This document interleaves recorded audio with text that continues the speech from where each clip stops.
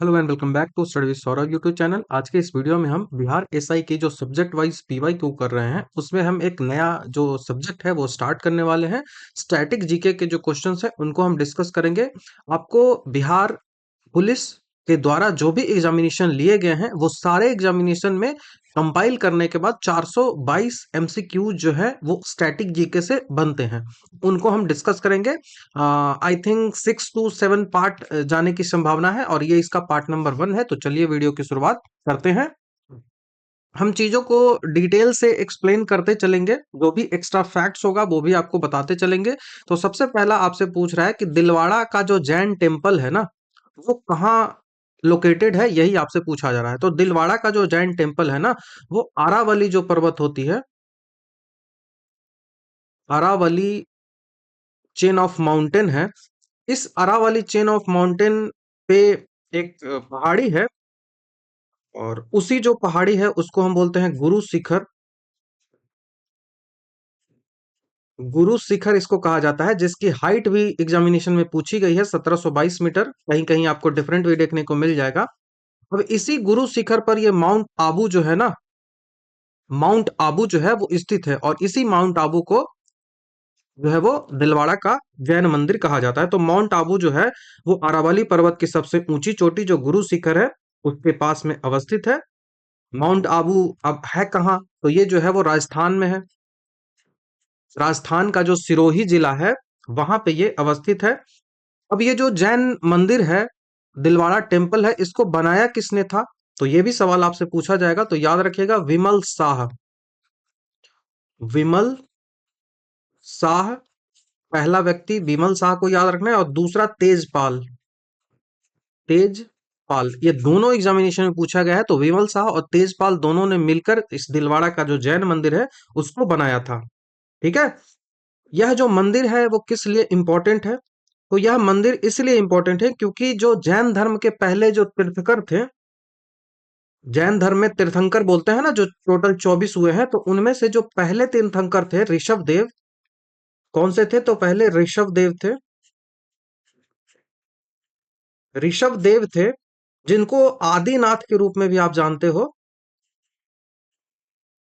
आदिनाथ के रूप में आप ऋषभ देव को जानते हो। तो इसी आदिनाथ जो है, इसी ऋषभ देव को ये समर्पित है और 24वें महावीर हुए हैं। ठीक है। तो ये आपको ध्यान रखना है, यहां से एग्जामिनेशन में बहुत ज्यादा सवाल जो है वो पूछा जाता है। आरावली पर्वत की बात करें तो ये एक रेसिड्यूअल पर्वत है, अवशिष्ट पर्वत है। ठीक है। अवशिष्ट पर्वत मतलब ये एकदम खत्म होते चल रहा है और भारत का सबसे पुराना पर्वत है। भारत क्या, वर्ल्ड का। ये जो पर्वत श्रृंखला है वो गुजरात से लेकर दिल्ली तक जाता है। ठीक है।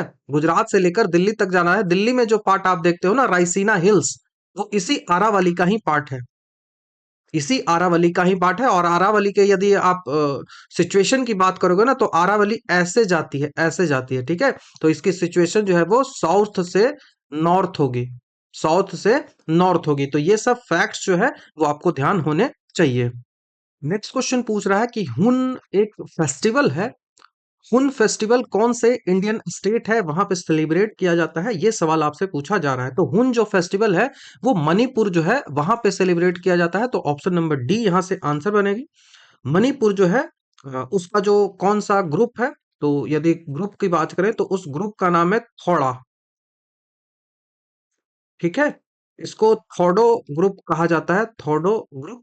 इंग्लिश में लिखे तो ऐसे थोडाऊ या फिर थोडो जो कम्युनिटी है उसके द्वारा ये मनाया जाता है। केबुल लामजाओ जो है वो मणिपुर का एकमात्र जो तैरता हुआ पार्क है, ये आपको पता है। तो संगाई है वो मणिपुर का स्टेट एनिमल है, वो भी आपको ध्यान रखना है। बाकी कुछ हम यदि डांस की बात कर ले तो आपको पता है कि सात जो है वो, सात बोल रहा हूँ, नौ जो है वो आपको शास्त्रीय नृत्य देखने को मिल जाएंगे। भरतनाट्यम, कथकली, मोहिनी अट्टम, कुचिपुड़ी, ओडिसी, मणिपुरी, कथक और सतरिया। और उसके साथ जो नौवां अभी जुड़ा था वो कौन सा था? तो नौवां जो जुड़ा था वो छौ जुड़ा था। छौ। अब ये छौ भी होता है ना, वो तीन टाइप के होते हैं। पुरुलिया छौ, जो पुरुलिया छौ हो गया वो बंगाल का हो जाएगा। मयूरभंज छौ, मयूरभंज छौ उड़ीसा का हो जाएगा। और ये जो है वो सरायकेला छौ, ये झारखंड का हो जाएगा। तो ये 3 प्रकार के छौ होते हैं, ये भी आपको ध्यान रखना है, सवाल यहाँ से पूछे जाते हैं। तो option number D. Next question की बात करते हैं कि कांगड़ा लघु चित्रकला जो है वो किस राज्य में बनाई जाती है। एक कांगड़ा, कांगड़ा जैसे ही आएगा ना तो आपको ध्यान ही आना चाहिए कि कांगड़ा मतलब कहाँ, कांगड़ा मतलब नॉर्थ की बात हो रही है, और नॉर्थ में भी कहाँ, हिमाचल प्रदेश में कुल्लू और कांगड़ा है। तो ऑप्शन नंबर डी, बी तो आप आसानी से कर सकते हो। तो राधा कृष्ण, इसका मेन फोकस कांगड़ा जो पेंटिंग का मेन जो थीम है वो क्या होता है, तो इसका जो थीम होता है वो राधा कृष्ण का प्रेम होता है। ठीक है, तो love of Radha and Krishna, love of, ये भी सवाल जो है ना इस टाइप के पूछे जाते हैं, राधा एंड कृष्णा, ये यहाँ पे इंपॉर्टेंट रखना है। उसके बाद बसोली पेंटिंग की बात करें तो ये बसोली जो पेंटिंग है वो जम्मू कश्मीर की है। बसोली, बसोली पेंटिंग जो है वो जम्मू एंड कश्मीर में है। उसके बाद जो कांगड़ा जो पेंटिंग है ना उसको जीआई टैग में मिला हुआ है। अभी झारखंड की जो कोहबर पेंटिंग है उसको जीआई टैग मिला हुआ है। भारत में बिहार के कुछ हम पेंटिंग्स की बात करें तो मधुबनी चित्रकला हो गई, मधुबनी चित्रकला हो गई, उसके बाद नागी एंड नकटी जो चित्रकला हो गई, ये सब यहाँ पे इंपॉर्टेंट है। तो ये कुछ चित्रकलाएं होती हैं, नागी नकटी बोल रहा हूँ, नाग नागिन कला होती है, नाग नागिन जो कला होती है वो इंपॉर्टेंट है यहाँ पे। तो ये चित्रकला जितनी भी होती है ना वो इंपॉर्टेंट होती हैं, दैट्स वाई आपको जो चित्रकला जो है वो याद होना चाहिए। ठीक है, कुछ और जो चित्रकलाएं हैं वो पूछी जाती है, जिनमें सबसे इंपॉर्टेंट यदि मैं बात करूं तो वो वारली है। कई बार ये सवाल जो है वो पूछा गया है। वारली जो है वो महाराष्ट्र की है, ध्यान आपको रखना है। उसके बाद आपको याद रखना है पट्ट चित्रकला, पट्ट चित्रकला, ये जो पट्ट चित्रकला है वो उड़ीसा की है। उसके बाद आपको याद रखना है कलमकारी, कलमकारी ये जो है वो आंध्र प्रदेश की है, और बाकी कई सारे आते हैं, मैंने बिहार के भी 4-5 आपको बताए हैं, तो याद रखिएगा। कुछ हम मार्शल आर्ट्स की बात कर लें, क्योंकि मार्शल आर्ट्स भी आप देखते हो कि सवाल में पूछे जाते हैं। तो मार्शल आर्ट में जो कलारी पयट्टू है, विद्युत जाम्बाल को आपने देखा होगा, कलारी पयट्टू, ये जो कलारी पयट्टू है वो विद्युत जाम्बाल को आपने करते हुए देखा होगा। तो ये केरला का है, केरला का है, और ये ओल्डेस्ट सबसे पुराना यदि हम युद्ध कला की बात करें तो ये यही होता है। उसके बाद गटका आता है, वो गटका कहाँ है, पंजाब का है।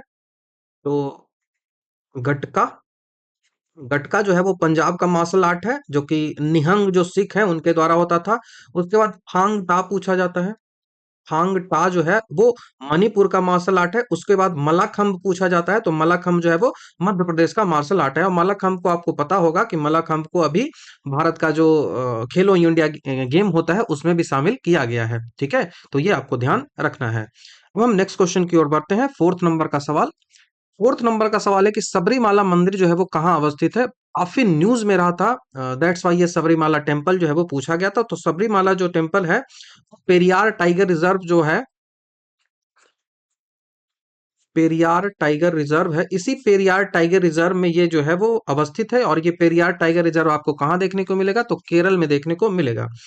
ठीक है, तो ये आपको ध्यान रखा है। उसके बाद मकर विलक्कू जो है वो सबरीमाला का सबसे महत्वपूर्ण वार्षिक उत्सव के रूप में भी जाना जाता है। तो सबरीमाला का एक फेस्टिवल है, उस फेस्टिवल को मकर विलक्कू कहा जाता है, मकर विलक्कू, मकर विलक्कू कहा जाता है। केरल जो है उसको मसालों का बगीचा भी कहा जाता है, ये भी आपको ध्यान रखना है। ठीक है, यहाँ पे एक और उड़ीसा के बारे में, जगन्नाथ यात्रा के बारे में आप जान लो। जगन्नाथ यात्रा जो है वो, देखो जगन्नाथ जो टेम्पल होता है उस टेम्पल से जगन्नाथ यात्रा जो है वो जगन्नाथ टेम्पल से चलती है। और जो गुंडीचा टेम्पल है ना, इसको जैसे ही लिखो, ये गुंडीचा टेम्पल है, उस गुंडीचा टेम्पल में जाती है। और यहाँ से जो गुंडीचा टेम्पल में, तो ये जो है वो रथ यात्रा कहलाती है, इधर से जाना। और जब गुंडीचा टेम्पल से आप जाते हो तो ये बहुधा यात्रा कहलाती है, बहुधा यात्रा, ये पूछा जाता है। ठीक है, ये पूछा जाता है। तो ये याद रखना है। मूर्तियां कौन सी होती हैं, तो जगन्नाथ मंदिर में भगवान जगन्नाथ जो कि कृष्ण हो गए, उसके बाद बालभद्र, उसके बाद सुभद्रा, जो उनके बलराम हो गए, और जो सुभद्रा होती है उनके हैं। और ये जो जगन्नाथ जो मंदिर में गुंडीचा टेम्पल जो आता है ना, वो भगवान जगन्नाथ का गार्डन हाउस या फिर उनके मौसी का घर के रूप में जाना इसको जाता है। तो ये आपको ध्यान रखना है। और बहुधा यात्रा और जो जगन्नाथ यात्रा जो है उसके लिए आपको याद रखना है। नेक्स्ट क्वेश्चन की ओर बढ़ते हैं। नेक्स्ट सवाल है कि पद्मश्री रामचंद्र मांझी जो है वो किसके लिए इंपॉर्टेंट है?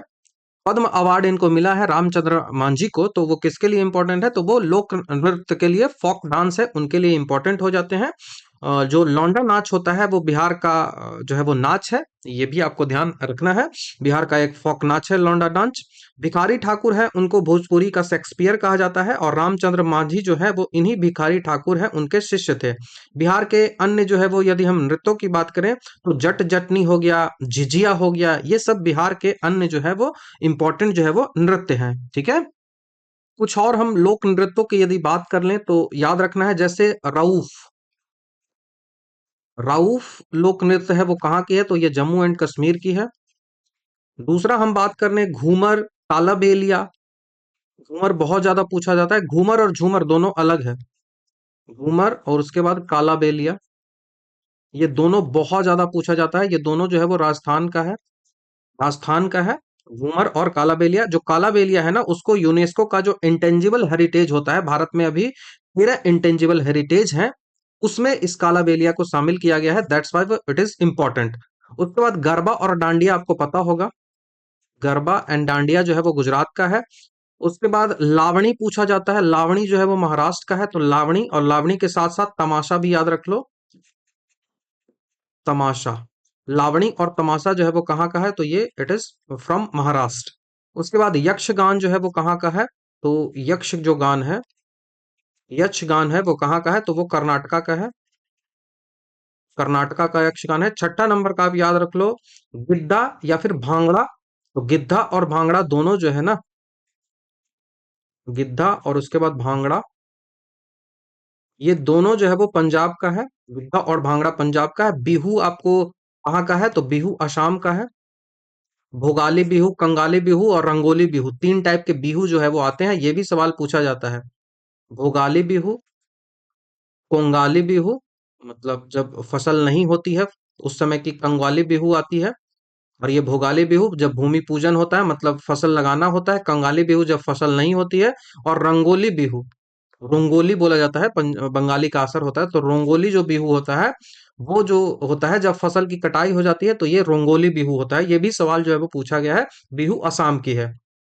नौटंकी और रासलीला जो आपको देखने को मिलती है, 8वीं नंबर की बात करें, नौटंकी एंड रासलीला, ये दोनों जो है वो यूपी की होती है। लौंडा नाच आपको बिहार का पता है। उसके बाद जात्रा जो है वो डांस है, वो कौन सा है? जात्रा, याद रख लीजिएगा, इट इज नॉट रथ यात्रा, ये जात्रा, ये जो है वो पश्चिम बंगाल का है। उसके बाद चिराव, चिराव एक नृत्य है, चिराव भी एक नृत्य है, वो कहाँ का है? तो चिराव एक बाम्बू डांस है जो कि मिजोरम का है, मिजोरम है उसका है बैम्बू डांस। ये आपको ध्यान रखना है, इंपॉर्टेंट क्वेश्चन था। नेक्स्ट क्वेश्चन की ओर बढ़ते हैं। नेक्स्ट सवाल है कि बिस्मिल्लाह खां कौन सा वाद्य यंत्र बजाते थे? बिस्मिल्लाह खान जो है वो कौन सा वाद्य यंत्र बजाते थे? तो इंपॉर्टेंट क्वेश्चन है, और हर कोई जानता है कि शहनाई बजाते थे वो बिस्मिल्लाह खां। बिस्मिल्लाह खां शहनाई बजाते थे, और 15 अगस्त 1947 को लाल किले पर शहनाई बजाने वाले पहले व्यक्ति भी के रूप में उन्हें जाना जाता है। और भारत के जो चार शीर्ष सम्मान जो आप जानते हो ना, सबसे पहला कौन है? भारत रत्न हो गया, भारत रत्न हो गया, तो इनको भारत रत्न मिला हुआ है। उसके बाद पद्म अवार्ड होता है, पद्म अवार्ड तीन होते हैं, पद्म विभूषण होता है, विभूषण, पद्म भूषण होता है, उसके बाद पद्म श्री होता है। ये सारे जो है वो पाने वाले कुछ जो चुनिंदा लोग हैं ना, उनमें इनको जाना जाता है। तो शहनाई वादक का आपको ध्यान रखना है। ठीक है। कुछ इंपॉर्टेंट यदि मैं बात कर लूं कि कुछ जो बजाने वाले लोगों की बात कर लूं, तो तबला सबसे पहले आता है। तबला में जो जो इम्पोर्टेंट है बस मैं वही आपको बताऊंगा। तबला जो है वो जाकिर हुसैन सबसे ज्यादा इंपॉर्टेंट है। उसके बाद अल्लाह रखा खान भी पूछा जाता है, तो ये दो बस याद रख लो। बाकी लतीफ खान भी पूछा ही जाता है, लतीफ खान। ये तबला का हो गया। सितार में पंडित रविशंकर हो गए, विलायत खान हो गए। बांसुरी में हरि प्रसाद चौरसिया हो गए, पन्नालाल घोष हो गए। शहनाई में बिस्मिल्लाह खान। सरोद में बात करें तो अजमल अली खां, उसके बाद अली अकबर खां हो गए। संतूर में बात करें तो शिव कुमार शर्मा हो गए, जिनकी डेथ भी हो चुकी है। तो ये सब आपको ध्यान रखना है। नेक्स्ट क्वेश्चन की बात करते हैं। मधुबनी जो लोक चित्रकला है वो किस राज्य में प्रसिद्ध है? तो अभी मैंने ऑलरेडी बता दिया था कि बिहार में मधुबनी जो है वो पेंटिंग होती है। कहाँ होती है? तो बिहार में मधुबनी पेंटिंग होती है। मधुबनी पेंटिंग में 5 शैली होती है। 5 प्रकार की शैलियाँ होती हैं, जिनमें सबसे पहली जो शैली होती है उसको बोलते हैं भरनी। दूसरी जो शैली होती है उसको बोलते हैं कचनी। तीसरी जो शैली उसे होते हैं उसके बोलते हैं तांत्रिक। चौथी जो शैली होती है उसको बोलते हैं गोदना, it is kind of tattoo. और पांचवा जो है उसको बोलते हैं कोहबर। शादी के समय कोहबर, कोहबर में झारखंड में जो कोहबर है ना उसको जीआई टैग भी मिला हुआ है। और उसके बाद बिहार की अन्य जो कलाओं में बात करें तो अन्य कलाओं में पटना कलम है। पटना कलम है। उसके बाद जो है वो नाग नागिन है। नाग नागिन मुजफ्फरपुर के आसपास ये जो कलाएं हैं वो चलती है, तो ऑप्शन नंबर सी यहाँ से याद रख लो। नेक्स्ट क्वेश्चन की बात करें कि पंडित बिरजू महाराज जो है वो उनका संबंध किस चीज से है, तो पंडित बिरजू महाराज कथक नृत्य है उससे, शास्त्रीय नृत्य है कथक, उससे संबंधित है। तो कथक जो है वो लखनऊ घराने से संबंधित है, और कथक नृत्य ये जानते थे। तो कथक नृत्य जो है वो उत्तर भारत का एकमात्र जो है वो क्लासिकल डांस है। कथक जो शब्द है वो उसका मतलब होता है कथा या फिर कहानी। तो इस डांस के माध्यम से कहानियां ही दिखाई जाती हैं। ठीक है, तो ऑप्शन नंबर बी आपको ध्यान रखना है, बाकी इसके बारे में मैंने ऑलरेडी एक्सप्लेन आपको कर रखा है। सरहुल पर्व जो है वो कहाँ मनाया जाता है, तो सरहुल जो है वो मुख्यतः कौन मनाते हैं, इट इज नॉट कहाँ। कहाँ जब भी पूछता ना तो झारखंड हो जाता, और वो आसान सा एक क्वेश्चन हो जाता। तो दैट्स वाई आपको कौन मनाता है ये पूछ रहा है, तो वो मुंडा लोग मनाते हैं। मुंडा जो जनजाति है उनके द्वारा ये मनाया जाता है। मुंडा और उरांव, उरांव और मुंडा दो जनजातियां हैं, उनके द्वारा ये मनाया जाता है। सोहराई और कोहबर जो है ना, सोहराई और कोहबर जो है वो झारखंड की प्रसिद्ध लोक कला है, ये पेंटिंग है सोहराई और कोहबर। सोहराई एंड कोहबर ये दोनों पेंटिंग है। ठीक है, ये दोनों पेंटिंग झारखंड की है, और दोनों जो है उनको जीआई टैग मिला हुआ है। जो कोहबर है वो भारत में भी अभी आपको बिहार में भी मैंने दिखाया था। तो ये आपको ध्यान रखना है। झारखंड 15 नवंबर 2000 को बिहार से अलग हो गया था, तो ये भी ध्यान रखिएगा। नेक्स्ट क्वेश्चन की ओर बढ़ते हैं। नेक्स्ट सवाल है कि तत्कार जो है वो किस नृत्य का रूप है। तत्कार जो है वो किस नृत्य का, विच डांस का ये ग्रुप है। तो तत्कार जो होता है वो कथक का पार्ट है। ठीक है, कथक, नॉट कथकली। तो ऑप्शन नंबर ए याद रखना है। कथक जो है वो पैरों की थिरकन जो होता है ना उसको कहते हैं। जुगलबंदी जो है वो कथक नृत्य, कथक में जो नर्तक और तबला वादक जो होते हैं उनके बीच जो है वो जुगलबंदी चलती है, तेजपादर चलती है। आप किस तरह से बजाते हो, किस तरह से गाते हो, चक्कर लगाना, मतलब कथक जो है ना उसमें तेजी से आपको घूमना भी पड़ता है, तो ये आपको याद रखना है। तत्कार जो होता है ना ये किससे संबंधित है, तो बस रट जाइएगा कथक, और कुछ नहीं।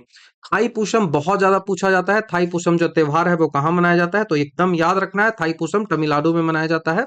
ऑप्शन नंबर ए यहाँ से याद रखना है। तमिलनाडु में भगवान मरुगन, मरुगन भी पूछा जाएगा। तो मरुगन पता है कौन है? मरुगन जो है वो भगवान शिव के बेटे जो बड़े कार्तिक है ना, कार्तिक जो भगवान है वो।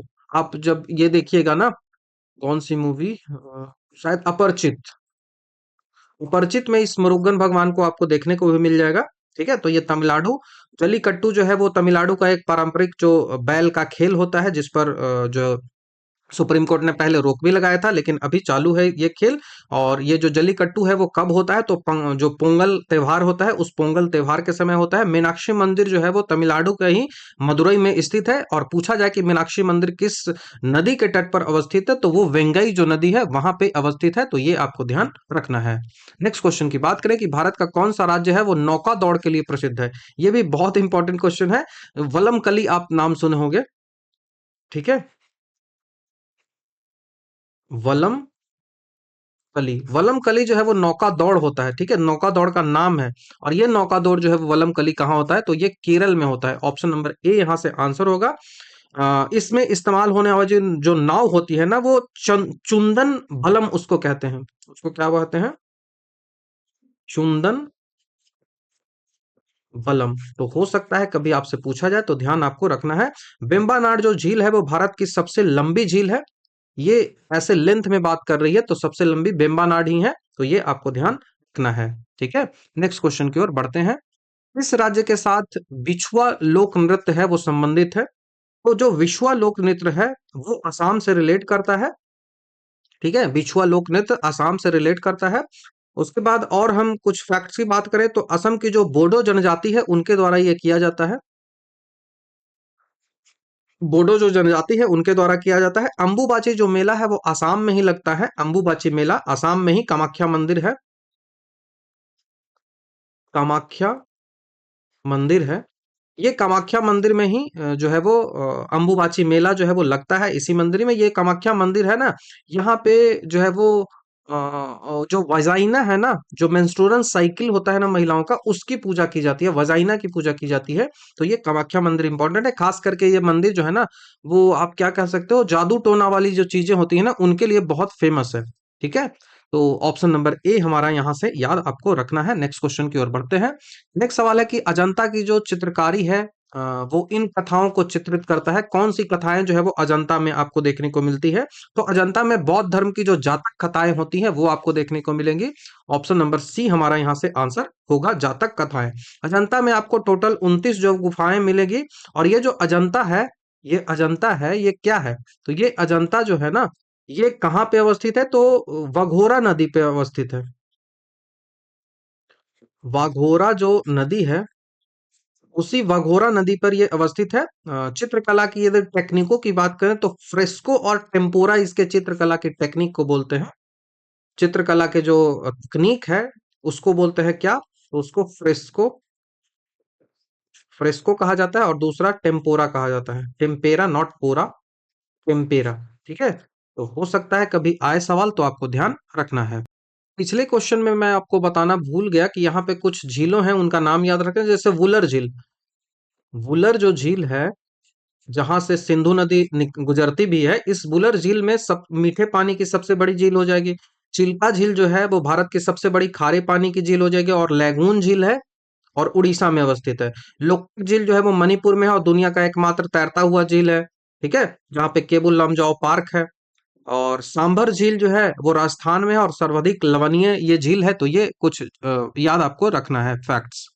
ये याद रखना है यहाँ पे आपको कि ये जो अजंता जो है, इस अजंता की गुफाओं को किसने फॉर्म किया था, किसने बनाया था? तो ये अजंता की जो गुफाएं हैं ना, इसको गुप्ता और राष्ट्रकूटों के द्वारा बनाया गया था। तो गुप्ता, गुप्त जो वंश है उसके द्वारा, और राष्ट्रकूट है उनके द्वारा मिला जुला कर जो गुफाएं हैं ना वो सब बनी हुई हैं। सांची के स्तूप की हम बात करें तो सांची अशोक के द्वारा बनाया गया था। कुतुब मीनार की बात करें तो कुतुबुद्दीन ऐबक ने इसको स्टार्ट किया था और इल्तुतमिश ने इसको पूरा किया था।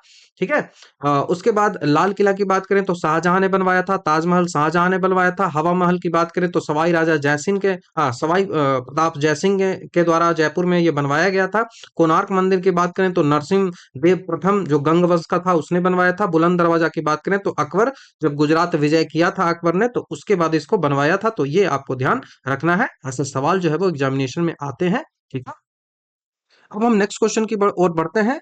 सितारा जो देवी है वो किस वाद्य यंत्र को बजाती है? सितारा देवी, ये आपसे पूछा जा रहा है। तो सितारा देवी है वो वाद्य यंत्र नहीं पूछा जाए, किस जो है वो आर्ट से संबंधित है? तो सितारा देवी जो है वो कथक जो नृत्य है उससे संबंधित है। तो कथक नृत्य यहाँ पे है। ऑप्शन नंबर डी हमारा यहाँ से आंसर बन जाएगा। कथक जो है वो बनारस घराने से संबंधित है।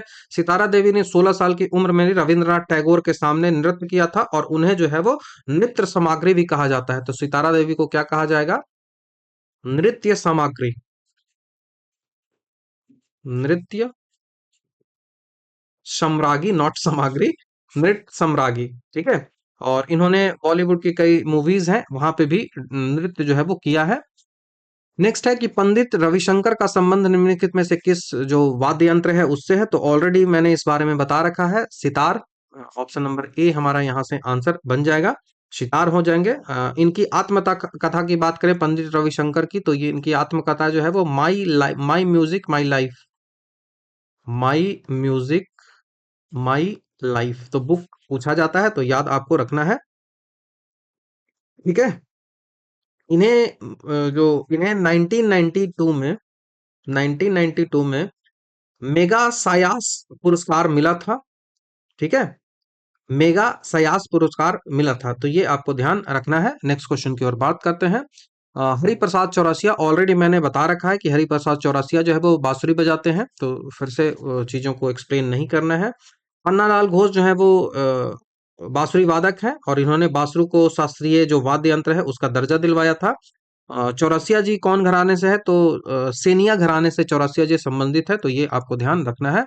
18 नंबर सवाल की बात करें कि आर के लक्ष्मण किस लिए इंपॉर्टेंट है, तो आर के लक्ष्मण जो है वो कार्टूनिस्ट है। ठीक है, कार्टून बनाते हैं।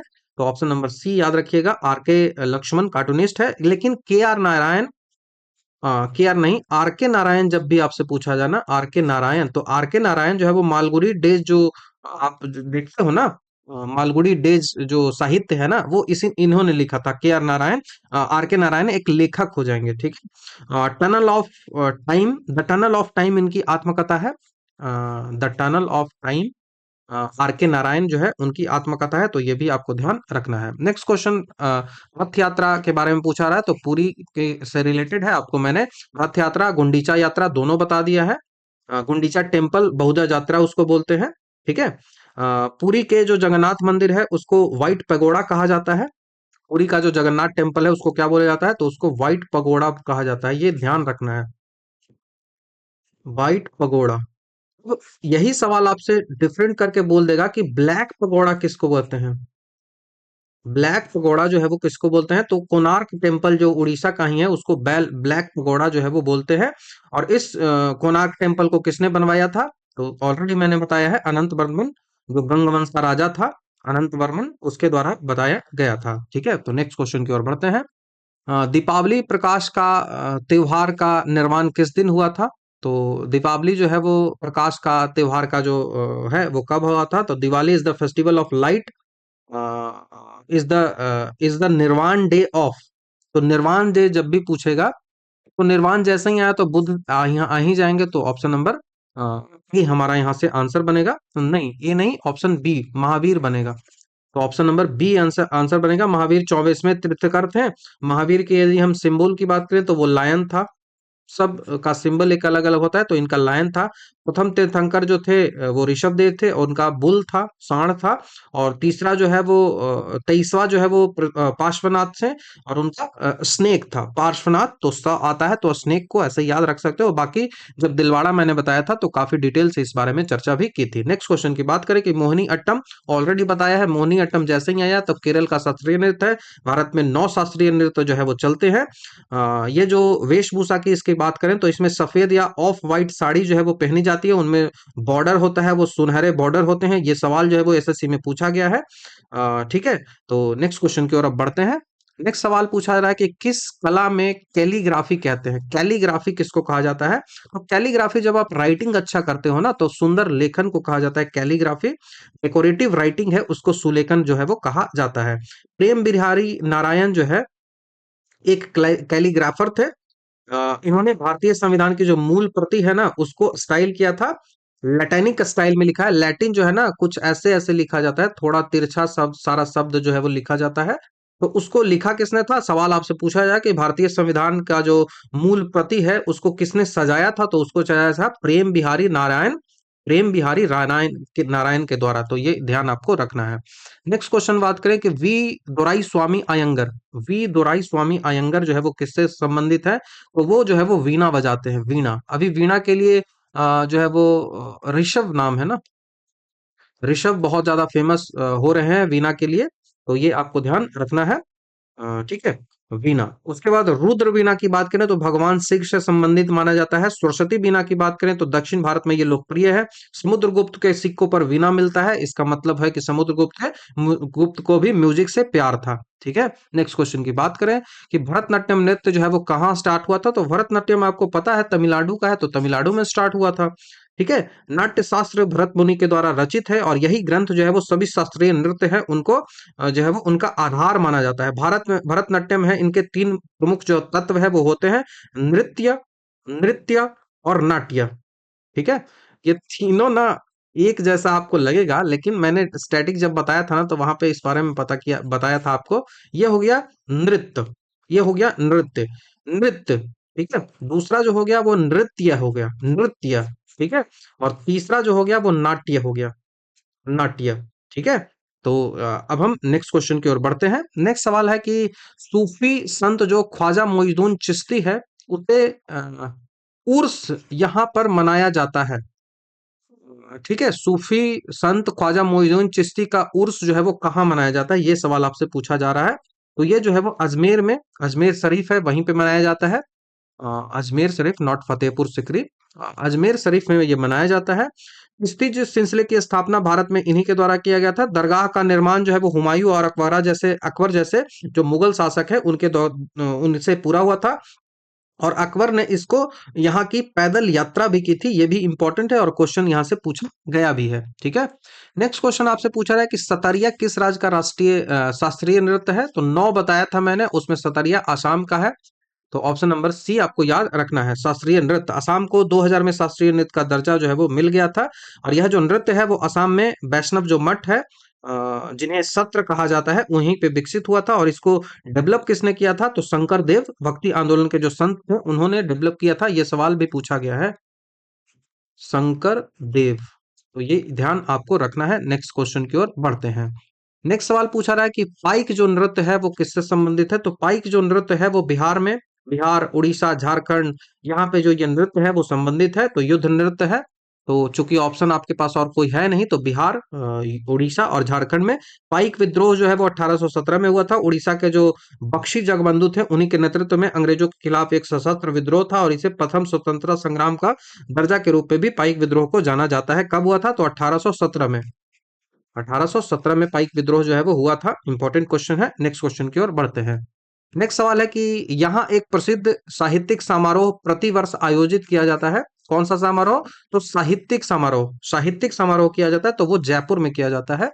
ऑप्शन नंबर ए हमारा आंसर यहाँ से हो जाएगा, जयपुर में। ठीक है। जयपुर शहर की स्थापना किसने की थी, तो 1727 में सवाई राजा जयसिंह है उसके द्वारा किया गया था। जयसिंह द्वितीय, ये भी याद रखना है, सवाई राजा जय सिंह सेकंड, इसके द्वारा ये किया गया था। इसने 5 वेधशालाएं हैं उनको बनाया था। पांचों का नाम मुझे आप बता सकते हो। यूपी में 2 है, ये मैं आपको बता देता हूँ। यूपी में मथुरा और बनारस है। और आप मुझे बताओ, एक मैं दिल्ली आपको बता देता हूँ, 2 और बच रहा है, दोनों आप मुझे बता सकते हो। ठीक है। और यूनेस्को के विश्व धरोहर जो वर्ल्ड हेरिटेज सिटी होती है उसमें भी जयपुर को शामिल किया गया है। तो ये आपको ध्यान रखना है। नेक्स्ट क्वेश्चन की बात करें कि छौ बिहार के अतिरिक्त किस राज्य का लोक नृत्य है। तो देखो, छौ तीन मैंने बताया था ना, छौ छौ तीन है। एक जो है वो पुरुलिया छौ,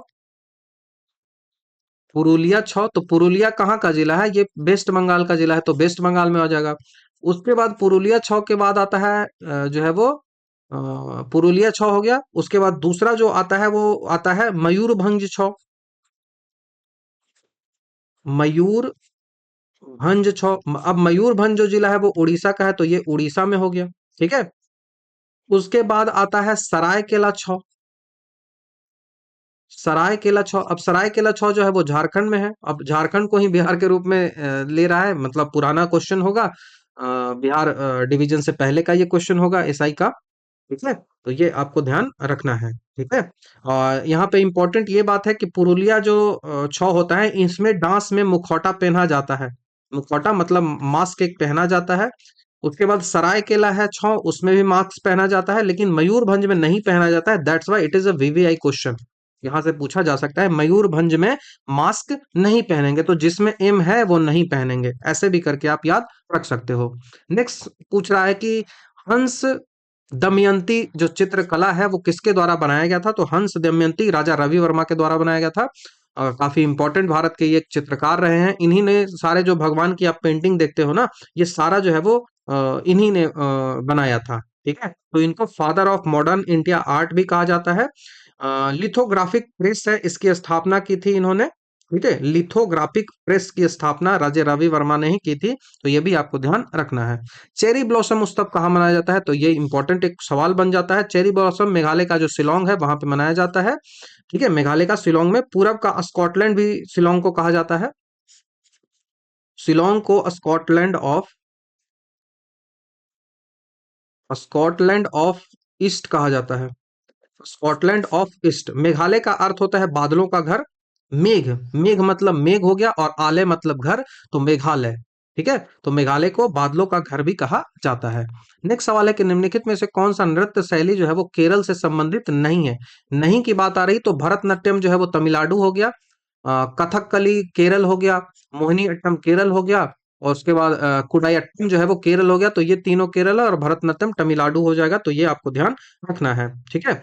कुडियाट्टम जो है वो ये केरल का एक प्राचीन संस्कृति रंगमंच है और यूनेस्को की जो इंटेंजिबल हेरिटेज होती है उसमें इसको शामिल किया गया है। कथकली में हरे रंग की कुलीनता और लाल रंग का जो दृष्टांत प्रतीक होता है कथकली में, और कथक की बात करें तो वो यूपी से रिलेट होता है। ठीक है, नेक्स्ट क्वेश्चन की ओर बात करते हैं कि पद्म विभूषण से सम्मानित छत्तीसगढ़ के जो तीजन बाई है ना, सवाल जो है वो 20 में या 21 में शायद पूछा गया था या 23 में, आई थिंक, जहां तक मुझे याद आ रहा है। ये तीजन बाई किससे रिलेट करती हैं? तो तीजन बाई सिंगिंग से रिलेट करती हैं, तो ऑप्शन नंबर ए आपको ध्यान रखना है। करंट से भी इसको जोड़ सकते हो। पंडवानी जो हो बहुत इंपॉर्टेंट पंडवानी है, सवाल यहाँ से पंडवानी से पूछा गया, पूछेगा आगे चल के भी। पंडवानी जो है ना, ये हाँ है, तो पंडवानी छत्तीसगढ़ की एक लोक कला से रिलेटेड करता है। पंडवानी में महाभारत की जो कथाएं हैं ना उनको गाया जाता है। ठीक है, महाभारत की जो कथाएं हैं उनको गाया जाता है। पंडवानी की दो शैलियां होती हैं। पहली जो शैली होती है वो वेदमती शैली होती है, जो बैठकर जो है वो सुनाया जाता है। और दूसरी जो शैली होती है उसको बोलते हैं कापालिका। कापालिक, ये जो है वो खड़े होकर, और जो है वो वेदमती जो है वो बैठकर जो है वो गाया जाता है। ठीक है, तीजन बाई जो है वो कापलिक शैली के लिए प्रसिद्ध थी, खड़े होकर वो गाती थी। तो ये पंडवानी आपको ध्यान रखना है। वाद्य यंत्र यहाँ पे एक यूज किया जाता है, उस वाद्य यंत्र को तंबूर कहा जाता है। ठीक है, उसको तंबूरा कहा जाता है, तो ये आपको ध्यान रखना है। नेक्स्ट क्वेश्चन की बात करें कि भारत के किस राज्य में हॉर्नबिल फेस्टिवल जो है वो मनाया जाता है? तो हॉर्नबिल नागालैंड में मनाया जाता है, वेल नोन है सबके द्वारा। नागालैंड में 1 से लेकर 10 दिसंबर के बीच में ये फेस्टिवल जो है वो मनाया जाता है। और नागालैंड के पक्षी की बात करें तो नागालैंड का जो है वो राज्य पक्षी हॉर्नबिल नहीं है, बल्कि नागालैंड का राष्ट्रीय पक्षी की हम बात करें, राष्ट्रीय बोल रहा हूँ, स्टेट पक्षी की बात करें, तो वो होता है ब्लाइथ ट्रैगोपेन। ठीक है, वो होता है ब्लाइथस ट्रैगोपेन। ब्लाइथस ट्रैगोपेन, तो ये आपको ध्यान रखना है, सवाल पूछा जाता है। हॉर्नबिल पक्षी का सम्मान उसकी लोक कथाओं में होने के कारण त्योहार का नाम जो है वो हॉर्नबिल दिया गया है, बाकी वहां का एनिमल हॉर्नबिल नहीं है, ये याद रखना है। ओणम त्योहार कहाँ मनाया जाता है? तो बहुत आसान सा सवाल है, केरल में मनाया जाता है। ओणम किससे रिलेट करता है? तो ये फसल का उत्सव है। फसल जब कट जाती है तब जो है वो मनाया जाता है। कहाँ मनाया जाता है? तो केरला में मनाया जाता है ओणम। उसके बाद को याद रखना है कि ओणम के दौरान बनाई जाने वाली जो फूलों की रंगोली होती है उसको क्या बोलते हैं? तो ओणम के दौरान फूलों की रंगोली बनती है और उसको बोलते हैं पुक्कलम। पुक्कलम, तो पुक्कलम क्या होता है? तो ओणम के दौरान फूलों की रंगोली होती है। आप देखते होगे पिक्चर, फूलों की रंगोली, तो ये जो है उसको बोलते हो, उसको पुक्कलम कहा जाता है। ठीक है, ओणम का जो पारंपरिक भोज को केले के पत्ते पर परोसा जाता है उसको क्या बोलते हैं? तो उसको बोलते हैं साध्य। साध्या या फिर साध्य जो भी कह लो, तो भोजन जो होता है, खाना जो होता है, उसको यदि आप केले के पत्ते पर परोसते हो तो उसको साध्य कहा जाता है। नेक्स्ट क्वेश्चन की ओर बढ़ते हैं। प्रसिद्ध लिंगराज मंदिर बहुत ज्यादा इंपॉर्टेंट है, लिंगराज मंदिर उड़ीसा में है, ऑप्शन नंबर डी यहां से हमारा आंसर बन जाएगा। ठीक है, भुवनेश्वर जो है वहां पे अवस्थित है। भारत का मंदिर शहर भी इसको भुवनेश्वर को कहा जाता है, तो भुवनेश्वर को टेम्पल सिटी ऑफ इंडिया भी कहा जाता है। वास्तुकला की इस लिंगराज मंदिर की बात करें तो ये भी पूछा जाता है, तो ये देउल शैली में बना हुआ है। अब ये जो देउली शैली है ये किसका शैली है? तो ये कलिंग शैली का पार्ट है। ये जो है वो कलिंग नाम की जो शैली है उसका देउल शैली पार्ट है। तो कोई भी पूछा जा सकता है, सवाल पूछा गया है तो आपको आगे के लिए भी याद रखना है। नेक्स्ट क्वेश्चन की बात करें कि कटी बिहू जो है वो कहाँ है? तो कटी बिहू जो है वो असम में, मैंने बताया ना, बिहू जो है वो 3 टाइप से मनाई जाती है। पहला जो होता है जिसको आप कहते हो बोहाग बिहू, बोहाग बिहू जिसको आप रोंगोली बिहू भी कहते हैं। रोंगोली बिहू या फिर बोहाग बिहू आप इसको कहते हैं। ये जो है वो नया साल के रूप में मनाया जाता है, न्यू ईयर के रूप में। जब फसल की कटाई हो जाती है तो ये हो गया न्यू ईयर के रूप में। अप्रैल के आसपास मनाया जाता है, इट इज नॉट जनवरी। ठीक है, अप्रैल के आसपास जब जो गेहूं का फसल है वो कटता है, उस समय की ये बात हो रही है। ठीक है, अब दूसरा जो त्योहार आता है वो आता है कुंगोली बिहू, जिसको कटी बिहू भी कहा जाता है। काटी बिहू या फिर कोंगोली, कोंगोली मतलब आपके पास खाने के लिए कुछ है नहीं, कंगाली चला हुआ है, तो उसको कोंगोली बिहू बोलते हैं। ये अक्टूबर के आसपास होता है, जब फसल आपके पास नहीं होती, आप फसल को बुआई करते हो, तो ये जो है वो तुलसी पूजा यहाँ पे होती है। यहाँ पे खाली भंडार जो आपका है वो खाना अनाज रखने का जो जगह है वो खाली होता है, तो यहाँ पे तुलसी पूजा जो है वो होती है और भंडार आपका खाली रहता है। दैट्स व्हाई तो कंगोली बिहू है, कटी बिहू है। और बोहागी बिहू मतलब रोंगाली बिहू हो गया। तीसरा जो आता है वो माघ बिहू होता है। माघ बिहू होता है। अब इस माघ बिहू को बोलते हैं भोगली बिहू या फिर भोगाली बिहू। अब भोगाली जो है वो जनवरी में आती है, जनवरी में। और इस समय जब फसल की कटाई होती है तो ये भोगाली बिहू है, अब भोगिए उस फसल को, ठीक है। तो ये तीन बिहू है, तीनों का अपना अपना जो है वो इंपॉर्टेंस है, तो ध्यान आपको रखना है। नेक्स्ट क्वेश्चन की बात करें कि गंधार कला शैली है वो किसका समन्वय है, तो ये क्वेश्चन जो है ना वो बहुत ज्यादा इंपॉर्टेंट है, सवाल बार बार पूछा जाता है एग्जामिनेशन में। तो भारतीय और ग्रीक जो है ना, कहा गया इंडियन एंड ग्रीक आर्ट का ये मिक्सचर है। तो ऑप्शन नंबर डी यहां से हमारा आंसर बन जाएगा, ठीक है। यूनानी देवता अपोलो है। अपोलो किसके देवता है, तो यूनान, जिसको ग्रीक कहा जाता है, ठीक है। तो इसमें बुद्ध की जो मूर्तियां हैं वो सबसे पहले इसी कला से बनी थी। इंडो ग्रीक जो कला है इसी से प्रेरित होकर बुद्ध की मूर्तियां सबसे पहले जो है वो बननी स्टार्ट हुई थी। लेकिन आप कभी सोच के देखो कि बुद्ध की मूर्तियों बनने से पहले भी तो हमारे यहाँ मूर्तियां हमेशा मिली है। लेकिन ऐसा क्यों कहा जाता है कि ग्रीक जब आए थे तभी बुद्ध की मूर्तियां जो है वो बनी थी, और वो भी गुप्ता पीरियड के बाद ही की बात है। तो हिस्ट्री को थोड़ा सा तो और समझने की बात है। बाकी ये टॉपिक है जो डिबेटेबल है, तो थोड़ा सा कभी समय मिलेगा तो बात इस पे कर लेंगे, ठीक है। ये जो शरीर होता है ना, इसमें घुंघराले बाल होते थे, मांसल शरीर को दिखाया जाता था, क्योंकि वो अपोलो देवता से ही थोड़ा सा, ग्रीक जो है ना उससे ही जो है वो प्रभावित थे। सामग्रियों में बात करें तो जो ग्रेट सैंड स्टोन होते हैं ना, स्टेली, ठीक है, स्टेल्टी जो बोलते हैं, उसको यूज किया जाता था। इंपॉर्टेंट केंद्र की बात करें तो इसका जो है वो तक्षशिला ही इसका केंद्र था। तक्षशिला जो है वो इसका सेंटर के रूप में था। तो ऑप्शन नंबर डी आपको ध्यान रखना है। नेक्स्ट क्वेश्चन की बात करें कि कुमार गंधर्व के संगीत की मुख्य विशेषताएं क्या है। कुमार जो गंधर्व का म्यूजिक है उसका क्या इंपॉर्टेंस है, ठीक है। तो मालवा लोक धुन और हिंदुस्तानी शास्त्रीय संगीत दोनों लेके वो चलते हैं। तो मालवा का फोक ट्यून और हिंदुस्तानी जो क्लासिकल म्यूजिक है, इस दोनों को लेके चलते हैं। देखो म्यूजिक जो है वो दो पार्टों में बढ़ती है। एक जो है वो हिंदुस्तानी नृत्य जो उत्तर भारत में है, और दूसरा दूसरा जो है वो कर्नाटका नृत्य, ठीक है, जो कि नीचे चलता है, शास्त्रीय वाला चलेगा, ठीक है। तो जो नीचे चलता है, साउथ में जो चलता है उसको कर्नाटका बोला जाता है। और जो ऊपर जो चलता है उसको हिंदुस्तानी गायन जो है वो हिंदुस्तानी संगीत कहा जाता है, और नीचे कर्नाटका संगीत जो है वो कहा जाता है। ये आपको ध्यान रखना है, ठीक है। तो मालवा लोक नृत्य और शास्त्रीय संगीत दोनों को मिलाकर ये चलते थे। हिंदुस्तानी जो क्लासिकल म्यूजिक है उन दोनों को मिलाकर वो चलते थे। विशेषकर से निर्गुण जो भजन होता था ना, उसी को ये गाते थे कुमार गंधर्व। और टीबी होने के कारण फेफड़ा इनका खराब हो गया था, इस कारण से इनकी मृत्यु हुई थी। तो ऑप्शन नंबर सी हमारा ध्यान रखना है। नेक्स्ट क्वेश्चन की बात करें कि निम्नलिखित में से कौन सा जो है वो आंध्र प्रदेश का एक शास्त्रीय नृत्य है। तो आंध्र प्रदेश तो कुचिपुड़ी आ जाएगा ना, ऑप्शन नंबर डी यहाँ से आंसर हो जाएगा, कुचिपुड़ी। कुचिपुड़ी के संस्थापक में बात करें कि कौन इसके फाउंडर रहे हैं, तो इसके फाउंडर जो है वो सिद्धेश्वर योगी थे। सिद्धेंद्र योगी, नॉट सिद्धेश्वर, सिद्धेंद्र योगी। सिद्धेंद्र योगी इसके फाउंडर है। यह जो नृत्य है वो तांडव, जो शिव भगवान की पुरुष जो है उसको दिखाता है, तांडव और लास्य दोनों तत्व को दिखाता है। तांडव और लास्य, तांडव और लास्य दोनों को दिखाता है, तो ये इंपॉर्टेंट है, ठीक है। इसमें पीतल की जो थाली है उसके किनारे पर नृत्य करना होता है। पीतल की थाली है, इस पे ही आपको जो है वो अपना पैर को रखना होता है और उसी पर डांस जो है वो करना होता है। कभी आप देखे होंगे तो आप समझ रहे होंगे। नेक्स्ट क्वेश्चन की बात करें कि पद्मश्री से पद्मनाभा स्वामी मंदिर है वो कहाँ स्थित है। तो ये जो है वो तिरुवनंतपुरम जो केरल का अवस्थित है, वहीं पे पद्मनाभा टेम्पल जो है वो अवस्थित है। तो ऑप्शन नंबर बी याद रखिएगा। ये द्रविडियन कला से रिलेट करता है, द्रविडियन वास्तुकला का। और दुनिया का सबसे यदि धनी मंदिर की बात करें, सबसे रिच टेम्पल की बात करें, तो यही पद्मनाभा स्वामी मंदिर ही है। तो ऑप्शन नंबर बी यहाँ से आपको ध्यान रखना है।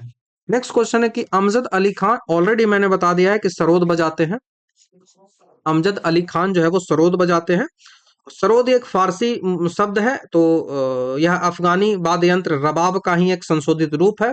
अली अकबर खान भी और अमजद अली खान भी दोनों जो है वो सरोद से ही रिलेट करते हैं।